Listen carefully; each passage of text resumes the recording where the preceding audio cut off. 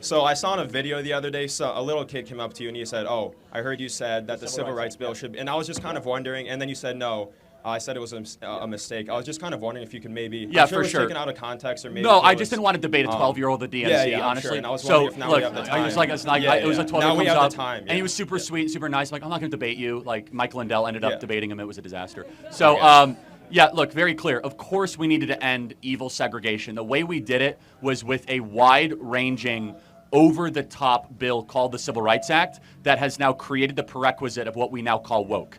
And so, for example, the Civil Rights Act is now being used to shut down people's business if they have a certain belief on one man, one woman marriage, saying that that is discrimination under the Civil Rights Act. So, of course, my perspective is it should be illegal to actively discriminate against somebody based on their skin color. That's not what the Civil Rights Act only did, though. That's one portion of the Civil Rights Act. There's 9 or 10 components that people don't even recognize or realize that effectively created this massive anti-racist is the term the left uses, monstrosity that is now being used for things that it was never intended for, but including affirmative action. In what's like, can you name maybe a few specific cases where people for have sure. cited like So for example, that doesn't relate to great it. Great question. So Merrick Garland recently, the Attorney General of the United States, recently said that North Carolina and Georgia cannot have voter ID laws.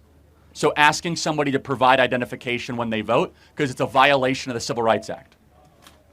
Because they say that it disproportionately impacts Black Americans. So the issue with the Civil Rights Act is not just the action of being of racially segregating or of being racially insensitive or to somebody. It is the impact.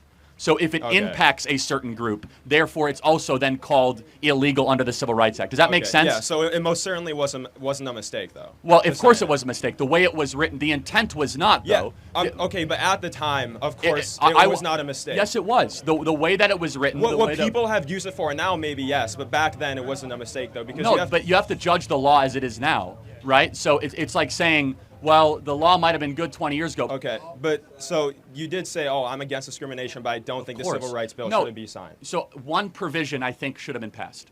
Okay, so one provision was good. You're saying it should have been like more minor. Should have been whittled down, and it should have been this massive, overreaching monstrosity.